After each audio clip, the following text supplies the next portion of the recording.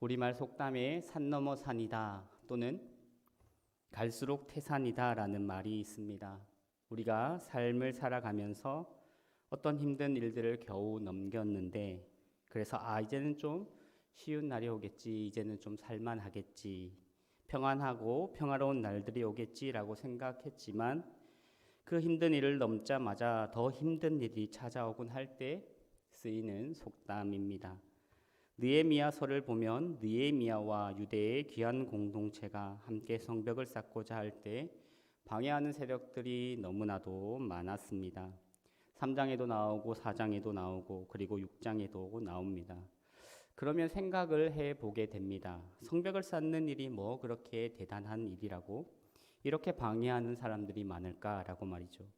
이 공동체를 붕괴시키고 성벽 쌓기를 중단하는 사람들이 참 많았습니다. 또 집요하게 그들을 공격했습니다. 오늘 우리가 함께 살펴보려고 하는 느헤미야 5장에서는 외부적인 어려움만 있는 것이 아니라 내부적인 갈등까지도 있다는 것을 우리에게 보여주고 있습니다. 그런데 이 내부적인 갈등은 다른 어떤 것이 아니라 돈이었습니다. 돈 때문에 공동체 안에 빈부격차 때문에 공동체가 쪼개질, 나뉘어질 위기 가운데 놓인 것입니다. 우리가 함께 읽지는 않았지만 느헤미야 5장 1절부터 7절까지 그런 배경들이 놓여 있습니다. 어떤 사람들은 식구들이 굉장히 많은데 돈이나 식량이 없어 먹고 살기가 막막한 사람들이 이 성벽 재건 공동체 안에 있다는 것이고, 또 어떤 사람들은 그 양식을 마련하느라 그나마 자기들에게 있던 포도원과 밭 이런 것들을 다른 이웃들에게 저당 잡히고 양식을 얻어와서 근근히 살아가는 사람들도 있었고, 어떤 사람들은 당시가 페르시아 시대이다 보니 페르시아 제국에 세금을 바쳐야 하는데 이제 세금을 내야 할 돈이 없으니 자신들이 가지고 있던 땅, 포도원, 밭을 저당 잡히고 얼마의 돈을 가지고 제국에 세금을 내는 사람들도 있었습니다. 이렇게 해서 가난이라는 것이 늘 해결이 안 되고 저당이 잡혔는데 갚을 길이 없다 보니 땅이나 포도원이나 다 넘어가는 일들이 있었습니다. 그리고도 빚을 갚지 못하고, 그리고도 여전히 양식은 필요하고 식구들은 여전히 많고 내야 할 세금은 있었습니다. 그러면 그 다음에는 어떻게 해야 할까요? 이제는 가난한 사람들이 자녀들을 이 집 저 집의 종으로 팔기 시작했습니다. 그렇게 되자 백성들이 불평하고 원망합니다. 5장 1절을 보니 이렇게 말합니다. 5장 1절 말씀을 세번역 성경으로 제가 한번 읽어보도록 하겠습니다. 백성 사이에서 유다인 동포를 원망하는 소리가 크게 일어나고 있다. 부인들이 더 아우성이다. 부인들이 언급되는 것은 이렇게 가정의 살림이 어려워지는 것을 가장 먼저 느낀 사람이 여성들이다라는 것입니다. 그래서 아내들과 더불어서 원망이 생겨났습니다. 우리 육체나 우리 이웃의 육체나 우리 집 아이나 저 집, 그러니까 우리 집 아이가 종으로 팔려간 저 집 아이나 똑같은 육체이고 똑같은 사람인데 어떤 누구는 종이 되어서 이렇게 끔찍한 상황을 겪어야 하는가라는 이런 원망과 불평이, 부르짖음이 공동체 가운데 생겨났습니다. 이럴 때 우리라면 어떻게 이 문제들을 해결하겠습니까? 역사적으로 그리고 전통적으로 이런 문제를 해결하는 방식은 내부 단속입니다. 지금 우리가 이럴 때가 아니다. 우리끼리 지금 이렇게 싸우고 있을 때가 아니다. 조금만 더 참고 조금만 더 허리띠를 졸라매자. 쉽게 원망하기보다, 쉽게 불평하기보다, 이웃을 탓하기보다 도비아와 같은 이런 내부의 적들이 호시탐탐 우리가 짓고 있는 성벽을 짓지 못하게 방해하고 있으니 지금은 우리끼리 싸울 때가 아니라고, 조금만 더 참으라고 이렇게 말할 것입니다. 아니면 서슬퍼랬던 군사 독재 시대와 같이 힘으로 그 불만의 소리를 잠재울 수도 있었을 것입니다. 그러면 느헤미야는 이 일, 내부의 어려움, 불평과 원망을 어떻게 해결하고 있을까요? 지금 당면한 가장 큰 일이 성벽을 쌓는 일이겠습니다만 성벽에 의미하는 바가 무엇일까요? 우리가 계속 느헤미야서를 읽어가다 보면 성벽은 단지 성벽으로서의 의미, 어떤 건축물로서 공동체를 보호하고 지키는 것으로서의 의미를 넘어 하나님 말씀에 기반한 공동체, 여호와의 율법을 따라 살아가는 공동체를 상징하는 것이 성벽입니다. 그것을 느헤미야는 지금 하고 싶은 것이고, 그 하나님의 말씀을 따라 살아가는 공동체의 가시적인 모습이 성벽을 쌓아서 이렇게 드러나 있는 것입니다. 그래서 이것을 상징하는 것으로 성벽을 짓고 있습니다. 근데 성벽을 짓는데 몰두하다 보니 하나님의 말씀을 따라 살아가는 공동체, 이것이 지금 안 되는 것입니다. 하나님의 말씀을 따라 살아가는 공동체가 안 된다면 그러면 성벽은 그저 금긋기밖에 되지 않습니다. 이 울타리 안에 있는 사람들은 하나님께서 은혜 주시고 또 하나님을 믿으니까 무엇인가 보장이 된 사람들이고, 이 성벽 밖에 있는 사람들은 그냥 이방인, 구원받지 못하는 그러한 사람들, 이렇게 성벽은 금긋기밖에 되지 않는 것입니다. 그런 점에서 느헤미야 5장은 참 특별하다고 생각을 합니다. 느헤미야서를 연구하는 연구자들이 그런 이야기를 합니다. 성벽 재건이 약 52일 남짓 걸린 공사였습니다.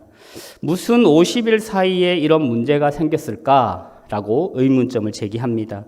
이런 가난 문제, 빈부격차의 문제는 오랜 시간이 지나야 생기는 문제이다 보니 성벽을 짓는 이 50일 사이에 생긴 문제라기보다는 아마도 5장의 상황은 50일 성벽 재건 이 사이에 일어난 일이 아닐 수도 있겠다라고 말하는 연구자들도 있습니다.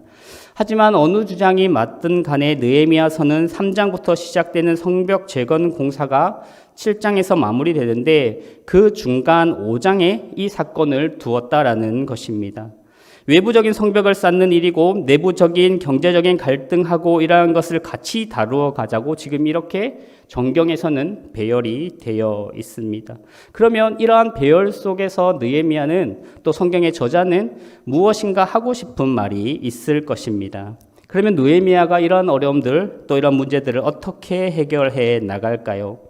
5장 6절에서 느헤미야는 백성들의 이러한 말을 듣고 크게 화를 냅니다. 그 다음에 이어지는 7절을 보니 깊이 생각을 하고 라고 말씀하고 있습니다.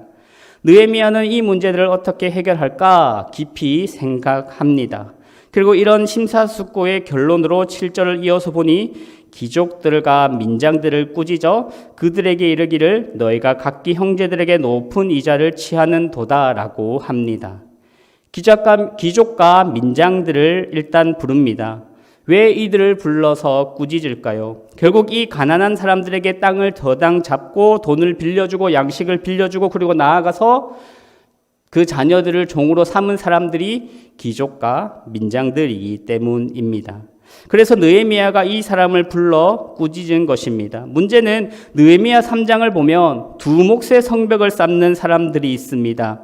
그 사람들이 넉넉한 사람들이었기 때문에 남들은 자기 집 앞에 있는 그 구역만 담당하는데 귀족과 민장들, 가진 것이 많은 사람들은 좀 더 많은 범위들의 성벽을 쌓는 것입니다. 공동체를 위해서 더 많이 헌신한 것입니다.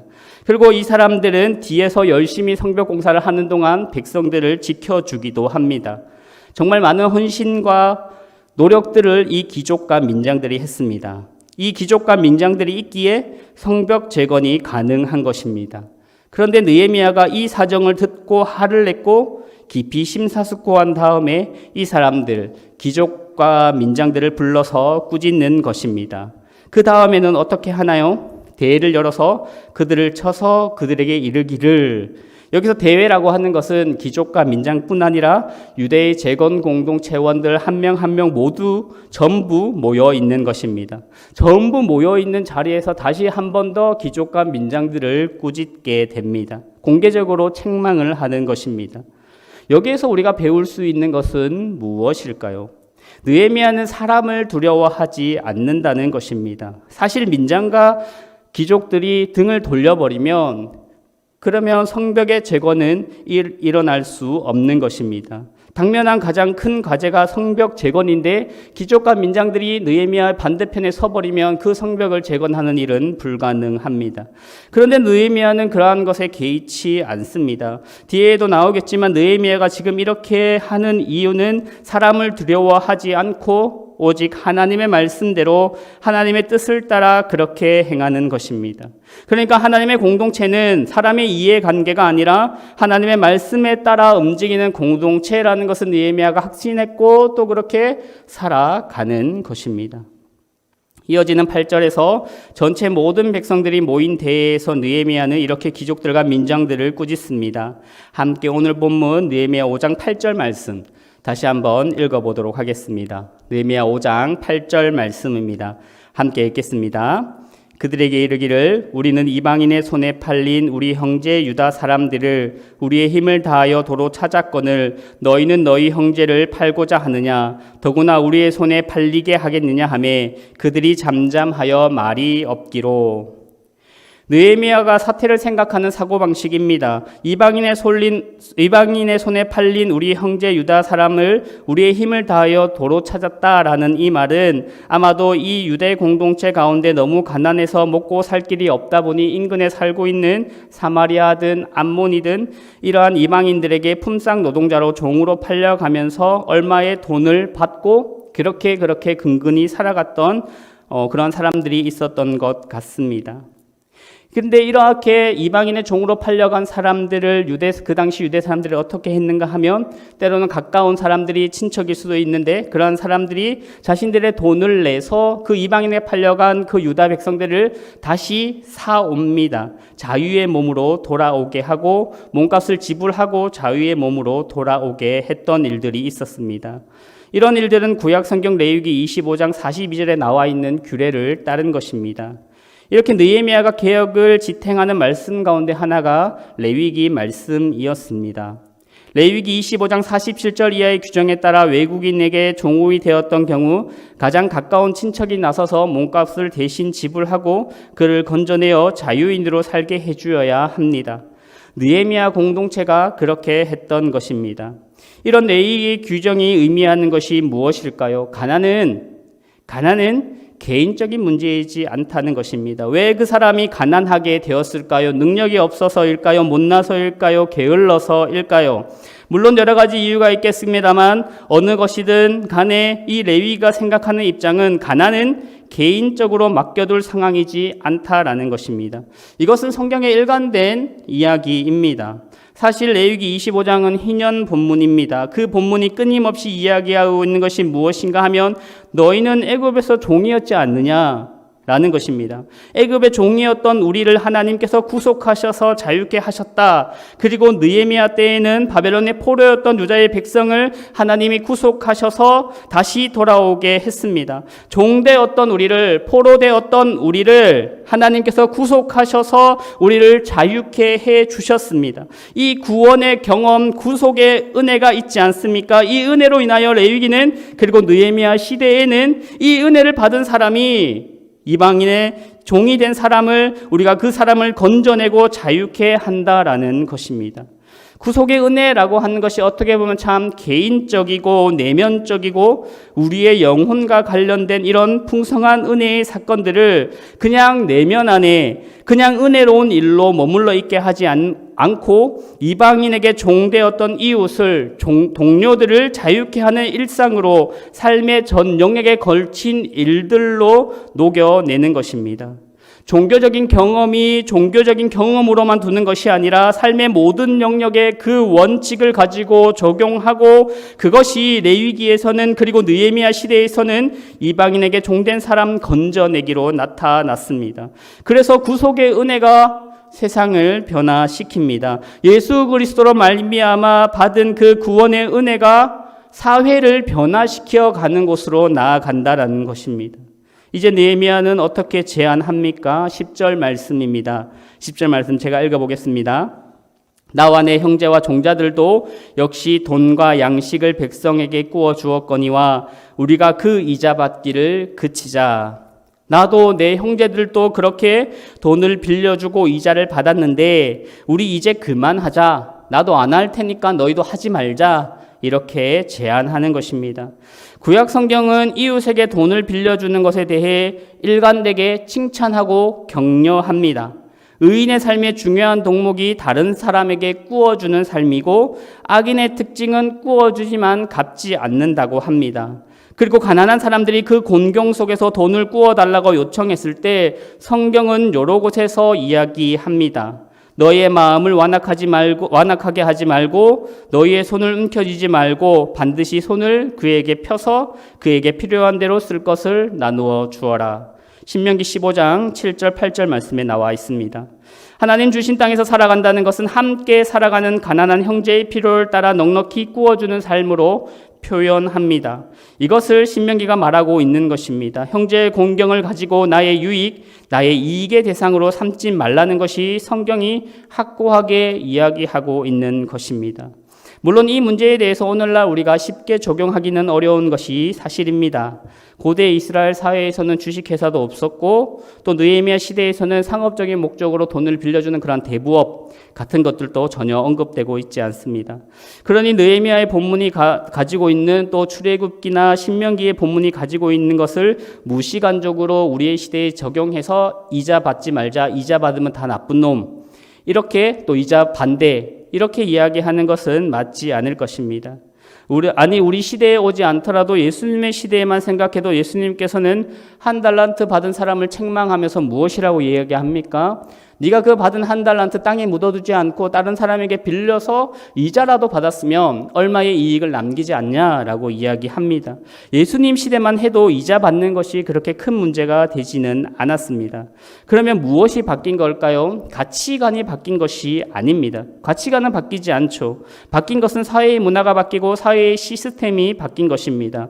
예수님의 시대에는 이미 상업적인 대부가 가능해집니다. 하지만 예수님께서 1달란트 받은 사람에게 돈을 빌려주고 이자라도 받아야지라고 책망하는 것은 이웃의 가난한 사람에게, 먹고 살 것이 없어서 굶주리고 있는 사람에게 돈을 빌려주고 이자를 받으라는 말씀이 아닌 것입니다.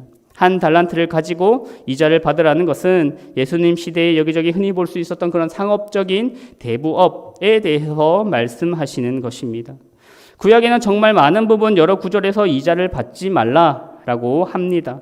그러면 이런 이자 본문들이 말하고 싶은 진정한 가치는 무엇일까요? 아무리 시대가 바뀌어도 바뀌지 않는 가치는 무엇일까요? 그것은 형제의 곤경이 나의 이익의 기회가 되어서는 안 된다라는 것입니다. 회사에서 내 옆에 있는 사람이 어려움에 빠졌습니다. 그 사람의 어려움을 이용해서 나의 승진의 기회 혹은 자기 자신의 자리를 확고하게 하는 기회로 삼지 말라라는 것입니다. 이웃의 불행은 나의 기회이지 않고 이웃의 불행은 나의 불행입니다. 이웃의 눈물은 나의 눈물입니다. 이것이 성경이 말하고 있는 진정한 가치인 것입니다. 다시 본문 말씀으로 돌아와서 느헤미야가 이자 받기를 그치자라고 하더니 이어서 더 강력한 조치들을 하자고 말합니다. 오늘 본문 느헤미야 5장 11절 말씀을 보면 두 가지를 돌려주자 이렇게 제안을 합니다. 11절 말씀 함께 읽어보도록 하겠습니다. 함께 읽겠습니다.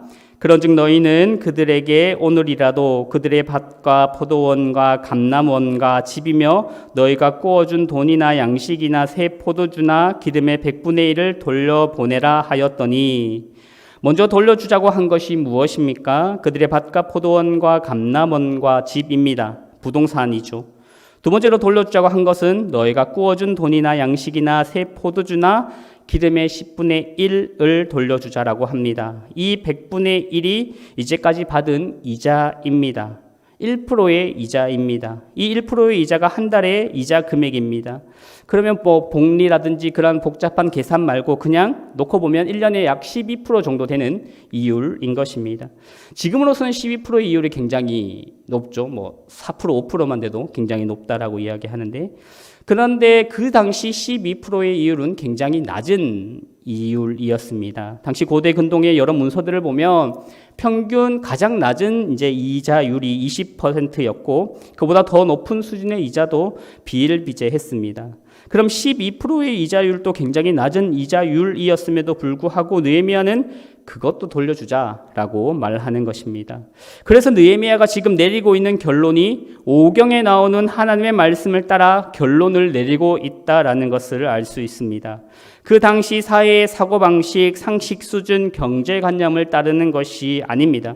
그 당시의 관념에 따르면 굉장히 작게 이자를 받는 것입니다. 그런데 그렇다고 해서 우리가 다른 사람보다, 이방인들보다 이자를 작게 받고 있으니 우리는 괜찮다가 아니라 이들이 자기들의 시대에 하나님의 말씀을 적용하고 있다는 것입니다. 어떻게 하면 하나님의 말씀을 내가 살아가고 있는 이 시대에, 내가 살아가고 있는 삶의 모든 영역의 문제들의 해결책으로 적용할 수 있을까 고민하고 또 고민하고, 그렇게 고민한 결과 실제로 그러면 우리가 이자를 받지 말자 이렇게 결정하는 것입니다.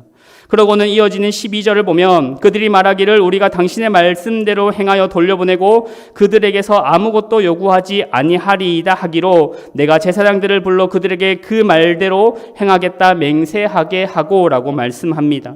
귀족과 민장들이 느헤미야의 말에 반응하고 있습니다. 그들 개인적으로는 엄청난 손실을 감수하고서도 그렇게 말씀에 순종하겠다라고 대답합니다.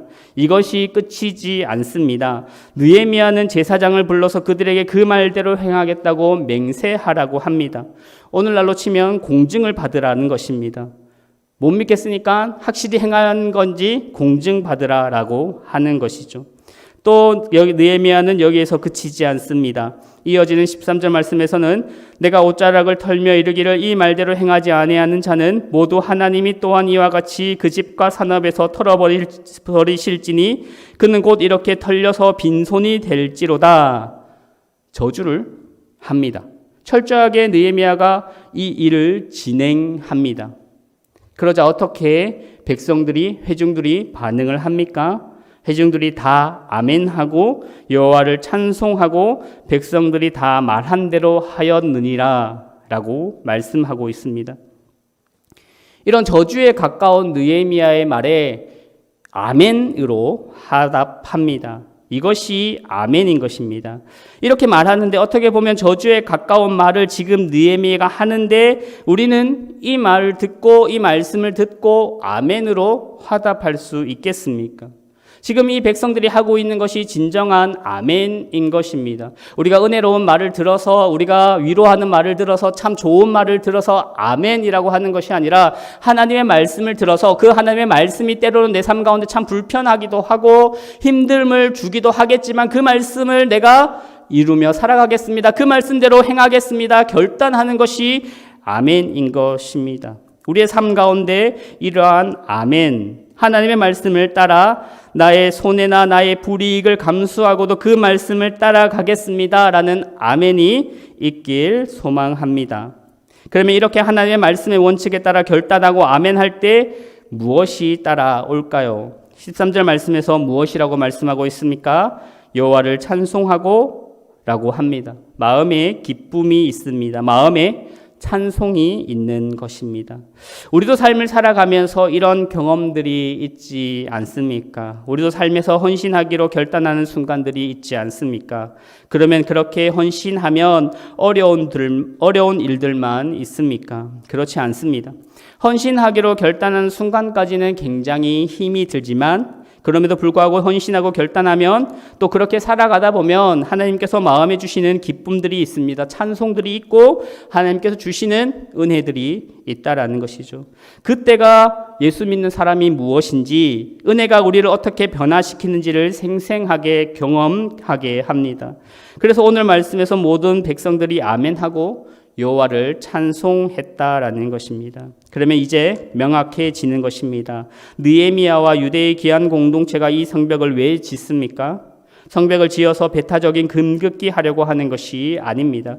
우리가 누구인지 하나님의 사람이 어떻게 살아가야 하는지를 보여주기 위해서 성벽을 짓습니다. 9절 말씀에서 느헤미야가 이렇게 말합니다. 내가 또 이르기를 너희의 소행이 좋지 못하도다. 우리의 대적 이방 사람의 비방을 생각하고 우리 하나님을 경외하는 가운데 행할 것이 아니냐. 이방 사람들의 비방을 생각하라라고 합니다. 신앙 공동체는 우리끼리 알아들으며 우리끼리 통하는 말을 하고 세상과 담쌓고 살아가는 사람들이 아니라 이방 사람들 속에서 살아갑니다. 그들과 함께 살아가는 것입니다. 그래서 신앙 공동체는 끊임없이 이방 사람들의 비방을 생각하며 부끄러운 일을 하지 않도록 노력해야 한다라는 것입니다. 그럴 때 느헤미야는 우리끼리 다시 종되고 빈부격차가 극심해서 서로 아우성인 상태는 세상 사람들이 보기에는 참 부끄러운 일이라고 이방 사람들의 비방을 생각해야 하는 것이고 또 하나 느헤미야가 말하고 있는 것이 하나님을 경외하는 것입니다. 표면적으로 보면 이 공동체의 문제는 빚 문제, 이자 문제, 빈부격차의 문제 또는 담보의 문제입니다. 그러나 더 본질적으로 이것은 하나님 경외의 문제입니다. 이것은 사회의 문제이지 않습니다. 경제적인 문제이지 않습니다. 신앙의 문제입니다. 하나님을 경외하며 살아가는 일상, 이것을 느헤미야가 지금 회복하고 하고 싶은 것입니다. 말씀을 마무리하고자 합니다. 오늘 말씀에 나오는 느헤미야 공동체와 같은 공동체가 우리 작전중앙교회가 되었으면 좋겠습니다. 진짜 우리가 하나님 나라를 지향하는 공동체라는 것이 드러났으면 좋겠습니다. 살아가는 모든 성도님들이 하나님의 말씀을 붙들고 씨름하고 어떻게 하면 하나님 말씀대로 살아갈 수 있을까 고민하고 행해보고 실패하고 또 울면서 나와서 기도하고 다시 주시는 그 말씀 붙들고 살아가고자 노력하고 그렇게 서로가 서로에게 선한 영향력을 주고 일으켜 세워주고 격려하는 그런 공동체가 되길 소망합니다. 나에게 정말 어려운 문제임에도 불구하고 선포되는 하나님의 말씀이기에 아멘하고 헌신하며 나아감으로 하나님께서 주시는 진정한 기쁨을 맛보는 우리 모두 우리 교회가 되길 간절히 소망합니다. 사랑하는 우리 자녀들이 자라나면서 이것을 보고 경험하게 된다면 정말 저는 다른 가치로 세상을 살아갈 수 있을 거라 생각을 합니다. 자녀들이 우리가 살아가는 우리가 결정하는 그 모든 것들을 보고 하나님의 사람이라면 하나님을 믿는 사람이라면 하나님의 은혜를 경험한 사람이라면 정말 세상과는 다른 결정을 하고 세상과는 다른 행동을 하며 살아가는구나. 우리 교회 많은 어른들이 그렇게 살아갔는데 저것이 진짜 올바로 믿는 사람의 삶이구나 라는 것이 정말 우리 아이들에게 산 교훈으로 다가오게 될 것입니다. 이것이 비전일 것입니다. 이 뜻을 이루어가는 예수님께서 기도하셨듯이 하나님의 뜻이 이 땅 가운데 이루어지는 그런 교회가 되길 우리 모두가 되길 간절히 소망합니다. 함께 기도하겠습니다.